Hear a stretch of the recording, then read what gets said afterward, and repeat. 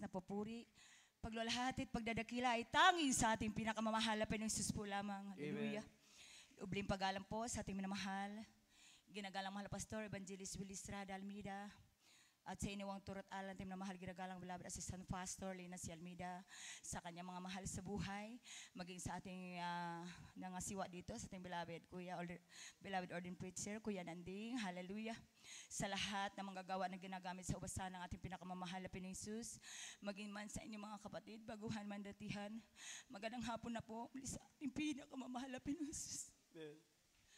Napakasarap namin ang presensya ng ating pinakamamahal. Right, amen. Hallelujah. Hindi mababayaran ang salapi, mga minamahal. Hallelujah. Napakabuti ng ating pinakamamahal na Panginoong Jesus. Salamat, salamat, mahal na Panginoong Jesus. Balikan ko lang po, nung ako'y wala pa po dito sa gawain na to, tunay po ako na isang talamak na napakalasingga. Mula bata po talagang bisyo ko na po yung alak at hanggang sa naging may pagkatumboy ako. Bilang isang lady guard sa dako po ng Veterans Memorial Hospital, sa out of 30 guards, nag-iisa lang po akong babae talagang nandoon yung astig talaga kasi nga nag-iisang babae lang. Ngunit ako'y nagpapasalamat sa mahal na Panginoong Jesus dahil sa walang sawang pananalangin ng ating mga magulang sa Panginoon. Tunay po na isa po ako sa kinahabagan ng ating pinakamamahal na Panginoong Jesus na abot ng panalangin ng ating mahal na pastor.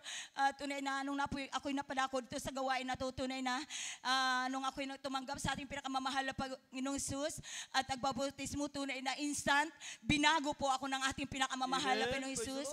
Yung aking pagkalasingga mula bata pa hanggang sa nag-edad ako ng 22 years old, tunay yan ay inalis ng ating pinakamamahal na Panginoong Jesus. Ganon kabuti, kabait ang ating pinakamamahal na Panginoong Jesus. Maging sa aking karamdaman na sinusitis, almoranas, dito mga minamahal sa aking patuloy sa pagdalo, tunay yan po ay gradual pinagaling ng ating pinakamamahal na Panginoong Jesus. Ganon kabuti, kabait ang ating pinakamamahal na Panginoong Jesus dahil mayroon tayong propetang nanalangin para sa atin. Hallelujah, praise the Lord. Purihin ka, mahal na Panginoong Jesus. At ako'y nagpupuri at nagpapasalamat din po sa ating pinakamamahal na Panginoong Jesus sa kabutihan niya. Tunay na grabe mga minamahal, yung mga nasaksihan kong himala at kapangyarihan ng ating pinakamamahal na Panginoong Jesus. Yung abang lingkod, bagamat hindi man karapat dapat, tunay na kinahabagan ng po ng mahal na Panginoon sa kanyang biyaya at habag sa iba-ibang lugar dito sa Pilipinas, bagamat hindi ko pa talaga naikot. Dito lang banda talagang grabe ang pagpapala ng ating pinakamamahal na Panginoong Jesus. Grabe ang kapangyarihan ng mahal na Panginoong Jesus dahil yung abang lingkod talagang hindi bang karapat dapat napapasama sa pagsasounding sa dako po ng, hindi ko makalimutan po, sa dako ng Ilocos Sur, sa may tago din na talagang habang nagsasounding pa po kami, talagang mayroon po doon na bedridden at saka yung may sakit siya na diabetic po, talagang yung paa niya is medyo nagnanaknak na, nagkasugat na malaki. Ngunit talagang yung po kasama namin lahat, yung mga sa sounding tunay na sama-sama po kami nag-share sa kanya. Alam niyo mga mahal, nung sinundo po namin siya, first day crusade pa lang, at sabi ko sa kanya, nanay, tila napakahigpit po yata yung pagtali niyo sa, nilagyan niya kasi ng panyo, takpan yung butas kasi nga ang daming langaw. Yun ay kanyang tinabunan. Alam niyo man, mahalong sinabi ko yun na parang mahigpit po yata. Tiningnan niya. Alam niyo man na mahalong binuksan niya. Talagang karabing kamangha-mangha ang gawa ng mahal na Panginoong Jesus. Dahil wala na po yung sugat. Amen. Hindi pa siya nabautismuhan. Pinagaling na siya ng ating pinakamamahal na Panginoong Jesus. Grabe kabuti, kabait ang ating pinakamamahal na Panginoong Jesus. Tunay na kamangha-mangha ang gawa ng ating pinakamamahal na Panginoong Jesus. Sa dako rin po ng hallelujah, Florida Blanca, talagang halos hindi man dapat yung abang lingkod talagang ginamit ang mahal na Panginoong Jesus lamang sa unang panalangin ng ating minamahal ginagalang mahal na pastor. Halos 1 month po akong na-assign doon, hatid sundo every Sunday. At sabi ko nga after ng crusade talagang ako po yung na-assign doon na hatid sundo. Tunay na sabi ko nga mahal na Panginoong Jesus, tapos na po ang krusada sa out of 40 person na nabautismuhan doon. Magdagdag ka pa ng magdagdag mahal na Panginoon ng kaluluwa sa unang panalangin ng ating mahal ginagalang mahal na pastor. Tunay na sa isang buwan na yan, tunay na na mahigit 100 na po sila. Grabe kabuti, kabait ng ating pinakamamahal na Panginoong Hesus. At doon po talaga sari-saring pinagaling ng ating pinakamamahal na Panginoong Hesus. Mayroon po doong inborn na talagang hindi siya makita, binata na siya. Sabi ko, bakit nang sinisirang ko talagang ayaw siyang pumilik? Sabi ko, pulang-pula pang mata. Sabi ko, mahal na Panginoong Hesus. May hawak pa naman siyang itak. Nag-isa lang ko, pero di ako nag-isa. Kasama kita, mahal na Panginoong Hesus. Tunay na grabe nung sinirang ko siya, hindi talaga siya nakinig. Sabi ko, brother, kung may karamdaman ka, pumunta ka sa taas, may Bible study, habang ako po ay naghahanap pa po ng masiran. Tunay na sa biyaya at habag ng mahal na Panginoong Hesus, yan po ay siya bumaba, hindi ko akalain na doon pala po siya pupunta. Tunay na napakabuti ng mahal na Panginoong Hesus, nakinig po siya. Habang nakikinig po siya, talagang napakabait ng mahal na Panginoong Hesus, ay tunay na hipo siya. Nung dinala po namin siya sa bautismo, tunay na siya po yung nagpabautismo, napakabait ng ating pinakamamahal na Panginoong Hesus. After 1 week po, talaga nga pagbalik ko sa dako ng nabuklod, sabi niya, ate, nakakakita na ako. Talaga nga ngayon po, nakakapag-drive na ako ng motor, dati hindi. At saka ngayon po, talagang grabe, ano na siya, yung kapgo, talaga napakabait ng ating pinakamamahal na Panginoong Hesus. Dati hindi makakakita, ngayon nakakapag-drive na yung motor. Grabe ang kapangyarihan ng ating pinakamamahal na Panginoong Hesus sa gawain na to. Tunay na napakabuti ng ating pinakamamahal na Panginoong Hesus. Dito ko rin po naranasan yung matinding himala ng ating pinakamamahal na Panginoong Hesus. Yung aking mahal kapatid, hindi pa po siya bautismado, hindi pa po siya saved dito sa gawain na to, hindi pa po siya nagsasamba. Ngunit sabi ng mahal na Panginoong Hesus, isang maglingkod sa kanyang buong sambayanan, pag-iingatan ang kanyang buong sambayanan. Tunay na napakabait ng ating pinakamamahal na Panginoong Hesus. Nung pinagmamasakir yan, talagang mami na mahal, ay diretso ko na lang dahil maiksi na po ang ating oras. Nung tinakbo yan, dahil patay na siya, tinakbo namin sa JBL Hospital. Talagang pag-akyat namin sa emergency room, talagang sumalubong yung mga doctors, talagang chinik-chik po siya kung anong nilalagay, at doon dineclare po ng dead on arrival. Yung abang lingkod, wala akong tigil sa pag-iyak sa ating pinakamamahal na Panginoong Hesus, dahil hindi pa po safe saan ang kanyang kaluluwa mapupunta. Grabe kaya ako sa mahal na Panginoong Hesus. At tinawagan ko agad yung aking beloved husband sa dako ng main church nung siya dumadalo. Sabi ko, iabot mo yung pangalan na aking mahal na kapatid, dahil nandito kami sa emergency room, patay na daw siya. Ngunit talagang yan po ay naiabot ng aking beloved husband sa ating kagalang-galang na evangelista, sa ating mahal na pastor, Evangelist Willis Radalmina. At yan po ay napanalanginan, mga minamahal. Nung pinatong ko yung aking kamay sa aking mahal na kapatid na tinabunan na ng kumot na puti.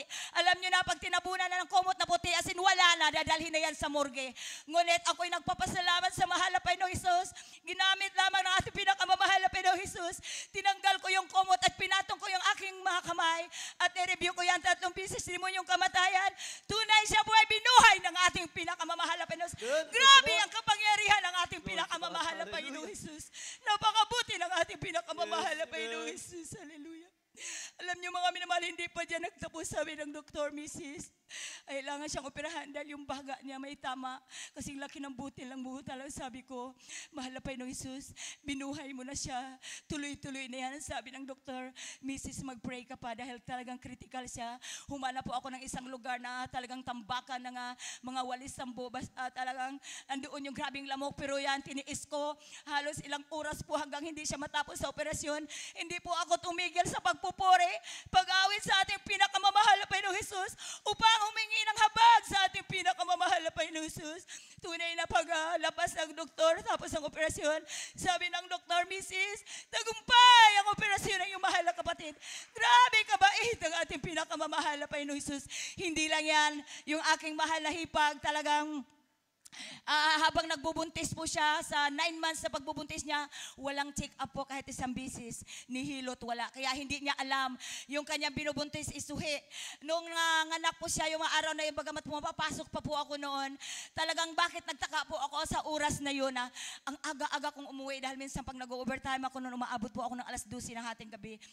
Sabi ko, bakit kaya yung pala naglilibor na yung aking mahal na hipag, grabing hirap niya mga minamahal. Nandoon na yung talagang halos wala na siyang pag-asa. Ang sabi niya, ate, ang sabi ko, huwag mo akong tawagin. Tumawag ka sa ating pinakamamahal na Panginoong Hesus. Magsisi ka dahil may mga pagkukulang kayo dahil patumpik-tumpik ang pagdalo mga minamahal. Kaya grabe ang paalala ng ating pinakamamahal na Panginoong Hesus. Lumabas na yung bata, yung hanggang liig lang. So ibang naiwan yung ulo. Grabe mga minamahal, ang tagal pa. Hallelujah. Ang hirap dahil sa harap habang nagpipray ako na doon yung napakalaking talagang mahirap na i-mention, napakaraging bulto. Ngunit sabi ko, nandoon yung agam-agam, grabe talaga sabi na nga, gawa ng kaway. Hindi ka nabuhay yung anak mo na namatay. Hallelujah. Sabi ko, alam ko dahil sa aking pagkukulang bilang tatawaging mga awit, ayaw ko napakatigas ang aking puso. Kaya pinahintulot ng mahal na Pinoy yung kunin yun. Ngunit sa mga panahon ito, sa oras na ito, hindi ka magtatagumpay. Dahil naawa na po ko sa aking mahal na kapatid. Iyak na siya, hopeless na siya, lumabas na siya dahil wala na pag-asa yung kaya nga beloved wife at saka yung bata. Alam niyo mga minamahal, sabi ko sa tatay ng aking beloved hibag, Kuya, talagang hindi man ako kumadruda, ngunit ang mahal na Panginoong Hesus, kapag siyang magbigay, ang kaalaman tunay na andyan kanyang gabay, inano ko yung aking kamay, hinarang ko sa kanyang tiyan. Ang sabi ko, Kuya, pag sinabi kong go, tulak-tulak mo. Sabi ko, go, Kuya, tinulak niya. Sumiga po ako 3 pieces. Lumabas yung bata, hallelujah. Napakabait ang ating pinakababahalang paglabas. Hindi namin akalain talagang patay na, hallelujah. Alam niyo mga minamahal, grabe ng patiwarik-tawarik, pinalo na ng pinalo, binuhusan na ng malamig na tubig, wala. Ngunit talagang ang joke ng mahal na Panginoong Hesus, sabi ng mahal na Panginoong Hesus, bugahan mo, hipan mo ng hangin yung kanyang bibig. Sabi ko, mahal na Panginoon, parang hindi ko kaya. Hallelujah. Tumawag po ako ng kapatid na aking hipagang siya po yung nagbuga. Sabi ko, sister, ibugahan mo ng bugahan hanggang sa wala, huminto po siya, wala pa. Sabi ng mahal na Panginoon, tigilan sa magbuga. Tunay, mga minamahal, hindi nagtagal, umiyak yung bata. Grabe kabait ang ating pinakamamahal na Panginoong Hesus. Totoo ang ating pinakamamahal na Panginoon sa gawain na to.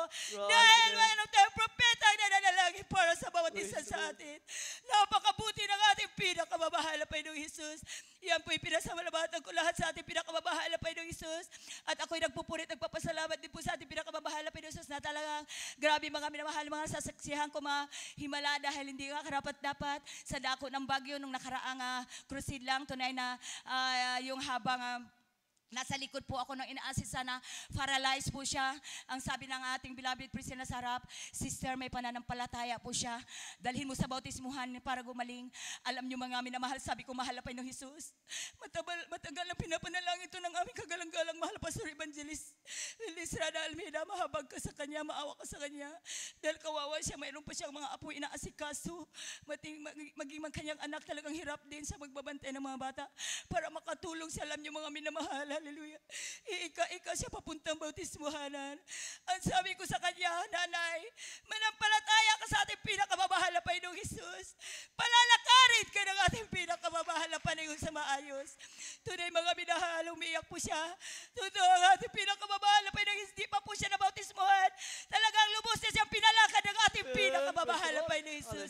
Isa pa po, hallelujah, may hawak din po siya na tungkol dahil paralyzed nga po siya. Ang sabi ko, ate, manampalataya po kayo dahil ang mahal na Panginoong Hesus dito totoo at nagpapagaling, ha. Simple lang po yung karamdaman nyo. Ano siya ng tungko dahil medyo hirap siyang lumakad yung kaliwa niya. Alam mo nyo mga minamahal, talagang hindi po siya umimik. Sabi ko, mahal na Panginoong Hesus, patnubayan mo siya, gabayan mo siya. Talagang kinuha ko po yung tungkod. Sabi ko, palalakarin ka na ng mahal na Panginoong Hesus. Ate, akin na yung tungkod sa unang dalangin mo, mahal na pastor. Lalakad ka, tunay napakabuti ng ating pinakamamahal na Panginoong Hesus. Di pa po yan nabautismuhan, talaga pinalakad siya ng gusto ng ating pinakamamahal na Panginoong Hesus. Grabe kabuti kabait ang ating pinakamamahal na Panginoong Hesus. Bunga na pananalangin ang ating kagalang-galang na mahal na pastor. Maraming pinagaling dito sa gawain na ito. Para sa ating mga baguhan, beloved tatay, nanay, magpatuloy po kayo. Totoo ang Diyos na sa aming pinaglingkuran Praise the Lord. dito. Hallelujah. Napakabuti, napakabait ng ating pinakamamahal na Panginoong Jesus. At ako'y nagpupurit, nagpapasalamat sa ating pinakamamahal na Panginoong Jesus sa kabutihan niya na tunay. Ang mahal na Panginoon, napakabait niya dahil bagamat yung ibang lingkod talagang asin, walang trabaho sa labas. Ngunit hindi ako nag-aalala yung pamilya ko, iniiwan ko, bagamat wala din pong trabaho, nag-aaral pa yung dalawa. Great provider pong ating pinakamamahal na Panginoong Jesus. Unahin mo lang yung kalooban ng mahal na Panginoong Jesus. Hindi tayo pababayaan ng ating pinakamamahal na Panginoong Jesus. Napakabait ng ating pinakamamahal na Panginoong Jesus. Sa kanyang biyaya at habag, gabay patnumay. Sa pagbigay niya sa akin ng kalakasan dahil hindi makarapat dapat yung abang lingkod ng mga minamahal ay ambitahan. Sa dako pa ng Tumaway ni Isabela, napakalayo po pala.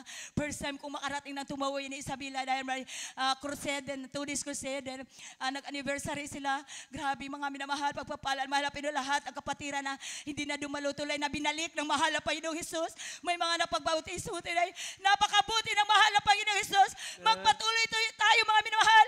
Malapit na ang mahal na Panginoong Jesus dumating. Wala nang panahon para magpatumpik-tumpik. Hallelujah. Magpakainit tayo sa ating pinakamamahal na Panginoong Jesus. Kaya lahat ang papurit pasasalamat tanging sa ating pinakamamahal na Panginoong Jesus po lamang. Hallelujah! Praise the Lord! Amen. Praise the Lord. Purihin ang ating dakilang Diyos. Ipagkaw tayo, Mati.